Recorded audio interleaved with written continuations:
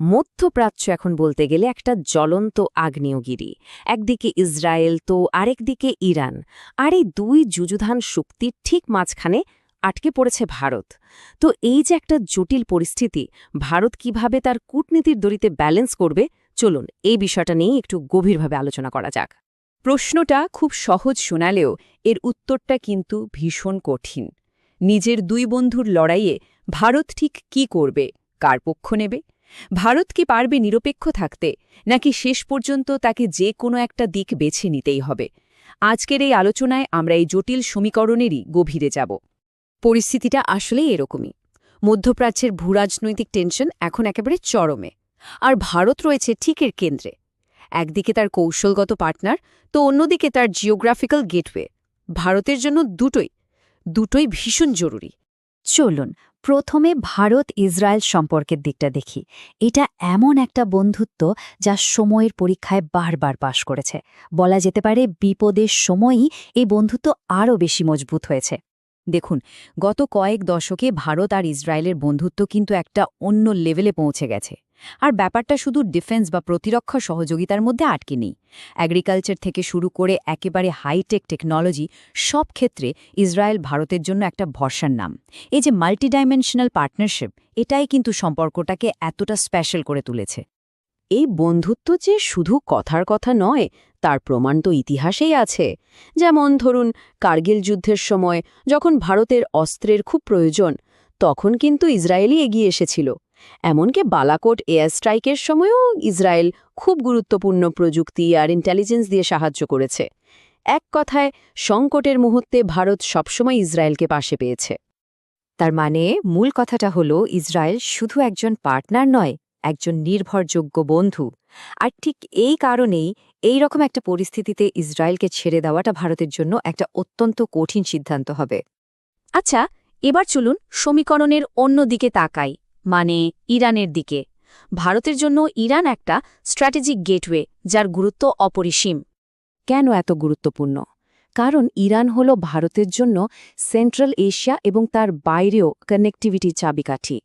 Energy, security, trade root আর বিশাল অর্থনৈতিক বিনিয়োগের দিক থেকে দেখলে ইরানের সাথে সম্পর্ক টিকিয়ে রাখাটা ভারতের জন্য মাস্ট।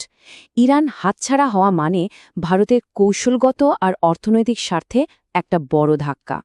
আর এই ভারত ইরান সম্পর্কের একেবারে কেন্দ্রবিন্দুতে কি আছে জানেন? চাবাহার বন্দর।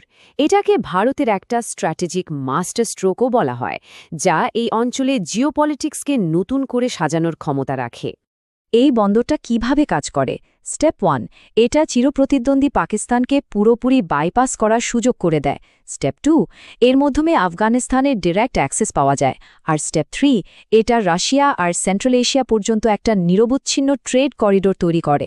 সুতরাং বোঝাই যাচ্ছে, ইরানকে চটানোটা ভারতের জন্য একটা আত্মঘাতী সিদ্ধান্ত হতে পারে।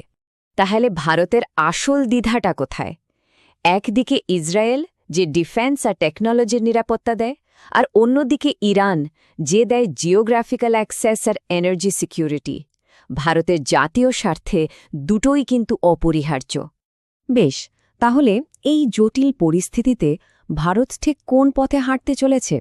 এর উত্তরটা কিন্তু লুকিয়ে আছে ভারতের বিদেশনীতির একটা মূল মন্ত্রের মধ্যে।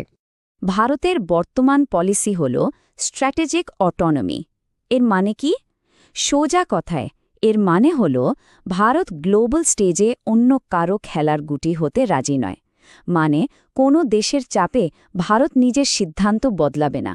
ভারতের কাছে সবার আগে হল তার নিজের জাতীয় স্বার্থ, আর সেই স্বার্থ মাথায় রেখে ইন্ডিপেন্ডেন্টলি প্রত্যেকটা স্টেপ নেবে। আর এর বাস্তব প্রয়োগটা কি? এর প্রয়োগ হল কোনো একটা পক্ষকে বেছে না নিয়ে দুই দেশের সাথে এই বন্ধুত্বপূর্ণ সম্পর্ক বজায় রাখা। ভারত চায় দুই পক্ষকেই শান্ত রাখতে আর আলোচনার মাধ্যমে সমস্যা মেটানোর রাস্তা খুঁজতে। কিন্তু কাজটা বলা যতটা সহজ, করাটা ঠিক ততটাই কঠিন। কিন্তু এই ব্যালেন্সটা বজায় রাখতে গিয়ে আসল চ্যালেঞ্জগুলো ঠিক কি আসছে? সবচেয়ে বড় চ্যালেঞ্জ হল আমেরিকার চাপ। আমেরিকা চাইবেই ভারত যেন ইসরায়েলকে সরাসরি সাপোর্ট দেয়, যা ইরানের সাথে সম্পর্কটাকে একটা বড় ঝুঁকির মুখে ফেলে দেবে। দ্বিতীয়ত, মধ্যপ্রাচ্যে লক্ষ লক্ষ ভারতীয় কাজ করেন। তাদের নিরাপত্তা নিশ্চিত করাটাও ভারতের জন্য একটা বিরাট দায়িত্ব। আর সবশেষে, এই অঞ্চলে শান্তি বজায় রাখা ভারতের নিজের অর্থনৈতিক স্বার্থের জন্য খুব জরুরি। তার মানে ঝুঁকির পরিমাণটা বিশাল। ভারতের একটা ভুল চাল শুধু তার নিজের জন্য নয়, গোটা দক্ষিণ এশিয়ার ভাগ্যই বদলে দিতে পারে।